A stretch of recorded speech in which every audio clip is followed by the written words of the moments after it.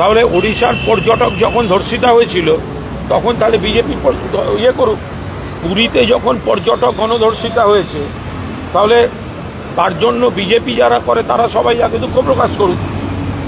এইগুলো নিয়ে সস্তা রাজনীতি হয় না। এটা সারা ভারতবর্ষের সমস্যা, পৃথিবীর সমস্যা, সমাজের সমস্যা। কিছু লোক বিকৃত কাম, বিকৃত মনস্ক এই অসম্ভব কুকীর্তিগুলো এরা করে। দয়া করে এর সঙ্গে দল আর ধর্ম এগুলো মেলাতে যাবেন।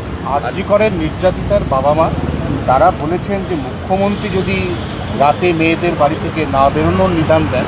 আচ্ছা, আপনারা আমি একটা জিনিস আপনারা জিজ্ঞাসা করছেন কেন? এটার তো কন্ট্রাডিকশন মুখ্যমন্ত্রী দিয়েছেন। তাহলে আপনারা কি ভুল খবরটা চালানোটা জাস্টিফাই করছেন? আপনারা কি ভুল খবরটা চালানো জাস্টিফাই করছেন? অভয়ার বাবা মা হচ্ছেন অতিথি শিল্পী, মঞ্চ খুঁজে বেড়ান। কোথায় ছিলেন যখন মালদায় ডাক্তারি ছাত্রী হোটেলে রহস্য মৃত্যু হলো? কোথায় ছিলেন অভয়ার বাবা মা? তার জন্য তো তখন তো রহস্য মৃত্যুর পিছনে আরজি করেরই এক জুনিয়র ডাক্তারকে দায়ী করেছিল তার পরিবার। তখন কোথায় ছিলেন অভয়ের বাবা মা অতিথি শিল্পী? তাদের প্রতি আমাদের সহানুভূতি আছে, কিন্তু তারা রাজনীতি করতে গিয়ে নিজেদের সম্মানটা ধুলোয় মিশিয়েছে। আর ওই সব কথাবার্তা তো কোর্টে দেখা হবে। কদিন কোর্ট থেকে বেঁচে ঘুরে বেড়ান আমি দেখি। বলছে সুমিত্রা বলছেন যে রাজ্যে মেয়েটি থাকতে চাইছে না, এই পরিস্থিতি হয়েছে আজকে পরিবারের সঙ্গে দেখা করার পর। দেখুন, এটা ঘটনা যে একটি মেয়ের ওপর যদি এই ধরনের একটা অত্যাচার যন্ত্রণা হয় তার তো একটা মানসিক শখ থাকবে, তার বাড়ির লোকেরও থাকবে। ফলে তারা এখন কি বলছেন, কোথায় থাকতে চান, তার উপর দাঁড়িয়ে কোনো মন্তব্য করবে। আরেকটা হচ্ছে যে ওই যে যিনি অ্যারেস্ট হয়েছেন নাসিরুদ্দিন, ওখানে লোকালি দেখা যাচ্ছে যে ওনার বাবা তৃণমূলের স্থানীয় নেতা। এবং দেখুন, চারপাশে তৃণমূল বেশি। এবার কে কোথায়, এগুলোর সঙ্গে তৃণমূলকে জড়ানোটার কোনো মানেই হয় না। তাহলে এবার বিজেপির আত্মীয়রা কে কোথায় কোন খারাপ কাজ করছে তার দায়িত্ব সমস্ত ইয়ের হবে তো। সে তো কেন্দ্রীয় অর্থমন্ত্রী নির্মলা সীতারামনের স্বামী বলেন সব থেকে খারাপ সরকার হচ্ছে নরেন্দ্র মোদীর সরকার, দেশের অর্থনীতিটাকে তুলে দিচ্ছেন কে বলেন? অর্থনীতির স্বামী। তো আপনারা তো সেই কানেকশনটা দিয়ে তো জিজ্ঞাসা করছেন না। ফলে কার বাবা, কার মাস্তুতো ভাই, কার কাকা, মানে কাকা শ্বশুরবাড়ির ছোট শালা, এইগুলো কানেকশন তৈরি করে এনে তৃণমূলের ঘাড়ে চাপানোর কোনো মানে হয় না। তৃণমূল এইসব অসভ্যতামি বাঁদরামি সমর্থন করে। বোলপুরের আইসি বলেছেন যে এই যে ভুটানের জলের জন্য বন্যা হয়েছে, ফলে ভুটান সরকারকে ক্ষতিপূরণ দিতে হবে। দেখুন, আমাদের দুটো সমস্যা। যেহেতু পশ্চিমবঙ্গটা অনেক নিচের দিকে, ফলে দক্ষিণবঙ্গের সমস্যা হয় ডিভিসি বা ওই দিক থেকে জলটা বেরিয়ে এসে। একে আমাদের এখানে বৃষ্টি, তার মধ্যে নিম্নচাপ, তার উপর যদি ওদিক থেকে জল আসে। আর উত্তরে প্রবলেমটা হচ্ছে সিকিম, ভুটান। এবার ভুটান থেকে এত বেশি, ওখানেও আমাদের এমনি বৃষ্টি বেশি হলো, এবার যদি ভুটান থেকেও জল ছাড়ে তাহলে বিস্তীর্ণ এলাকা জলমগ্ন হওয়ার মানুষের সেই জায়গায় দাঁড়িয়েই মমতা বন্দ্যোপাধ্যায় এই কথাটা বলেছেন। সর্বভারতীয় রাজনৈতিক দল হিসেবে আপনাদেরকে ইলেকশন কমিশনের কিছু প্রোটোকল মেনে চলতে হয়।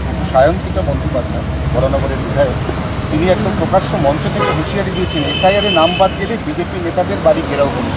এটার সঙ্গে একটু জুড়ে দিই, সাবিনা ইয়াসমিনের বিরুদ্ধেও বিজেপি একই অভিযোগ করছে যে এসআইআর হলে তিনি বলেছেন লন্ডভন্ড করে দেবেন। দেখুন, এসআইআরে যদি দেখা যায় যে বেছে বেছে বৈধ ভোটারদের বাদ দেওয়া হয়েছে, যেটা বিহারে দেখা গেছে যে বৈধ ভোটার তাদের মৃত বলে নাম কেটে দেওয়া, তারা দপ্তরে গিয়ে হাজির হয়েছে।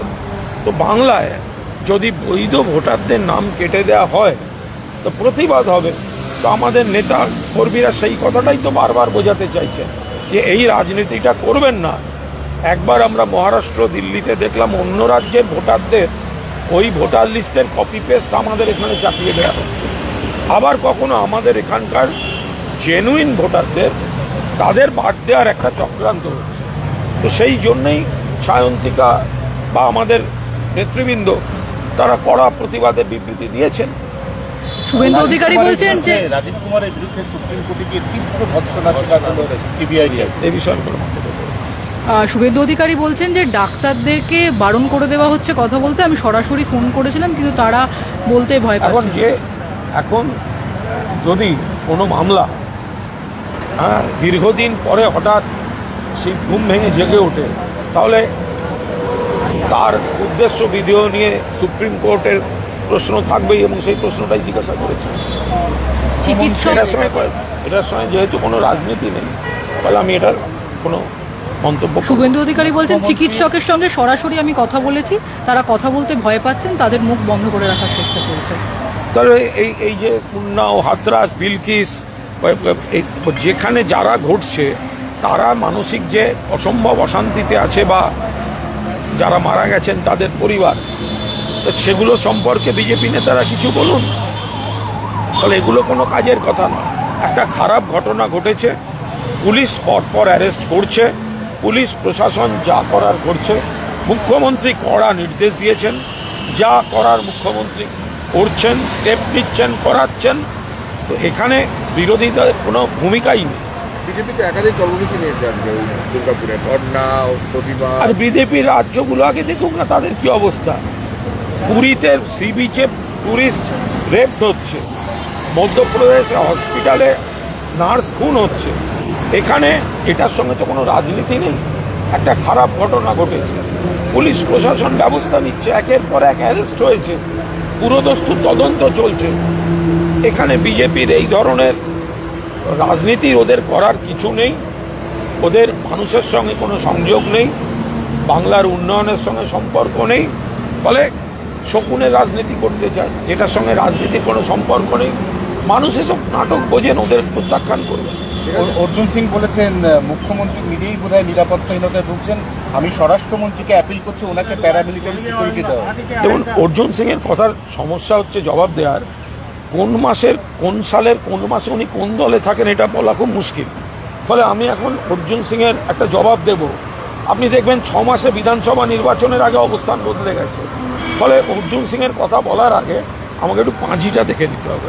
ঘটনাটা তো বাজে ঘটনা হয়েছে, একজন ডাক্তারি ছাত্রী ধর্ষণের শিকার হয়েছেন। তো ফলে একটা বাজে ঘটনা হয়েছে এবং এই ধরনের ঘটনা সারা দেশে ঘটছে, শুধু বাংলায় ঘটছে তা নয়। প্রথম কথা, রাজ্য পুলিশ দ্রুত ব্যবস্থা নিচ্ছে, পরপর অ্যারেস্ট শুরু হয়েছে। আর এই ওড়িশার মহিলা কমিশন ইত্যাদি এরা তো বেছে বেছে যায়। ওড়িশায় কি হচ্ছে? ওড়িশায় তো পরপর ধর্ষণের ঘটনা, নারী নির্যাতনের ঘটনা ঘটছে। পুরীর সমুদ্র সৈকতে পর্যটকদের ধর্ষণ করা হয়েছে, তখন ওড়িশার বিজেপির প্রশাসন, এইসব কমিশন কমিটি এগুলো থাকে কোথায়?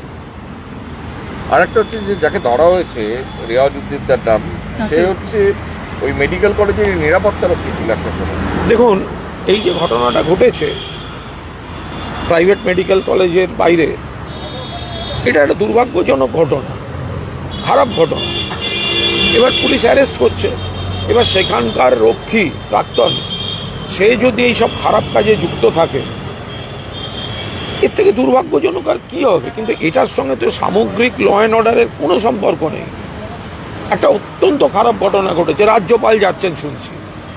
দেখুন, আমি রাজ্যপাল একটা সম্মানজনক জায়গা, সম্মানজনক চেয়ার, কিন্তু এই রাজ্যপালের বিরুদ্ধেই তো একাধিক নারী নির্যাতনের অভিযোগ আছে।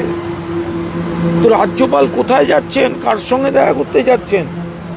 একাধিক মহিলা তো রাজ্যপালের বিরুদ্ধে অভিযোগ করেছেন।